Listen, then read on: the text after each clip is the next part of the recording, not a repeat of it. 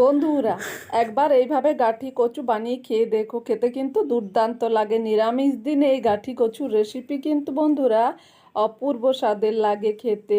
হাত চিটে পুটে খেয়ে ফেলবে যদি এইভাবে বানিয়ে দেখো বন্ধুরা, খেতে কিন্তু দুর্দান্ত লাগে। বানানো খুব সহজ, খুব অল্প সময়ের ভিতরে খুব অল্প উপকরণ দিয়ে ঝটপট তৈরি করে নিতে পারবে এই গাঠি কচু রেসিপি। আর এটা বানানোর জন্য খুব বেশি মশলাপাতিরও প্রয়োজন পড়বে না বন্ধুরা, সামান্য কিছু মশলা বাড়িতে থাকলেই কিন্তু বানিয়ে ফেলতে পারবে এরকম দুর্দান্ত স্বাদের গাঠি কচু রেসিপিটা বানানোর জন্য আমি দুটো বড় সাইজের আলু আর গাঠি কচু নিয়ে নিয়েছি। আলু গাঠি কচুগুলোকে বেশ বড় বড় করে কেটে নিয়েছি ডুমো ডুমো করে। তারপর গ্যাসের মধ্যে কড়া বসিয়ে তেলটা ভালো করে গরম করে নিয়েছি, সর্ষের তেল। এখন আমি গাঠি কচু আলু একসঙ্গে দুটো ভেজে নেব নুন আর হলুদ দিয়ে। তোমরা চাইলে আলাদা করেও ভেজে নিতে পারো, তবে একসঙ্গে ভাজলেও কিন্তু কোনো অসুবিধে নেই।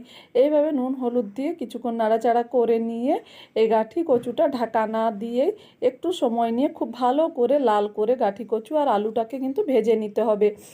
এইভাবে গাঠি কচু একবার বানিয়ে খেলে কিন্তু মুখে সারা জীবন লেগে থাকবে, এতটাই সুস্বাদু লাগে বন্ধুরা। যারা কচু খেতে পছন্দ করো না তারাও এই গাঠি কচু একবার বানিয়ে খেলে কিন্তু রোজ রোজ বাহানা খুঁজবে এই গাঠি কচু বানানোর জন্য। এতটাই অপূর্ব স্বাদের হয় খেতে এটা।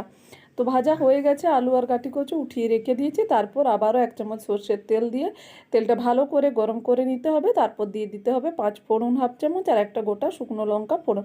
ফোড়ন থেকে একটা সুন্দর গন্ধ বেরিয়ে আসবে। আর এদিকে হাফ চামচ জিরে গুঁড়ো, 1/2 চামচ ধনে গুঁড়ো, 1/2 চামচ হলুদ গুঁড়ো আর লাল লঙ্কার গুঁড়ো দিয়েছি 1/2 চামচেরও কম। তারপর অল্প জল দিয়ে মশলাটাকে ভিজিয়ে রেখে দিয়েছিলাম। ওই মশলাটা ভালো করে দিয়ে দিতে হবে যখন ফোড়ন থেকে একটা সুন্দর গন্ধ বেরিয়ে আসবে। তারপর স্বাদ মতো লবণ দিয়ে এখন কষিয়ে নিতে হবে ঢাকা দিয়ে মশলাটাকে। মশলা থেকে যখন সুন্দর একটা গন্ধ ছেড়ে আসবে আর তেল ছেড়ে দেবে তখন মশলাটা বুঝতে হবে কষানো হয়ে গেছে। তো মশলাটাকে আমি কষিয়ে নিয়েছি খুব ভালো করে ঢাকা দিয়ে। মশলাটা কষানো হয়ে গেছে। এখন ভেজে রাখা আগে থেকে গাঠি কচু আর আলুটা দিয়ে এটাকে আবারও ভালো করে মশলার সঙ্গে নাড়াচাড়া করে মিশিয়ে নিতে হবে, যাতে মশলার ফ্লেভার আর লবণের ফ্লেভার যেন সুন্দরভাবে আলু আর গাঠি কচুর মধ্যে ঢোকে। এইভাবে আবারও নাড়াচাড়া করে 1 থেকে 2 মিনিট এইভাবে কষিয়ে নিতে হবে খুব ভালো করে। তারপর দিয়ে দিতে হবে হালকা উষ্ণ গরম জল।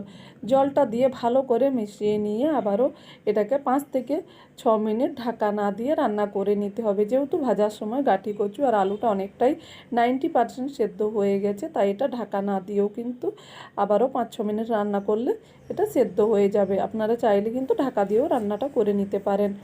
তো এইভাবে গাঠি কচু দেখুন আমি 4-5 মিনিট ঢাকা দিয়ে এটাকে রান্না করে নিয়েছি। তারপর একটা থালার মধ্যে ঢেলে নেব। আর এই গাঠি কচুটা খেতে কিন্তু দুর্দান্ত লাগে বন্ধুরা। সম্পূর্ণ নিরামিষভাবে একদিন বাড়িতে বানিয়ে দেখতে পারেন, খেতে অপূর্ব লাগে। ছোট বড় সকলে খুব পছন্দ করে খাবে। আর এই গাঠি কচুটা কিন্তু সেদ্ধ হতে খুব বেশি সময় লাগে না, খুব অল্প সময়ের ভিতরে সেদ্ধ হয়ে যায় ঝটপট। আর এটা বানানো খুব সহজ, খুব অল্প উপকরণ দিয়ে তৈরি হয়ে যায়। রেসিপিটি ভালো লাগলে অবশ্যই চ্যানেলটি লাইক শেয়ার সাবস্ক্রাইব করতে ভুলো, কমেন্ট করে জানাতে ভুলো না কেমন লেগেছে তোমাদেরকে। সব ভালো থাকবে।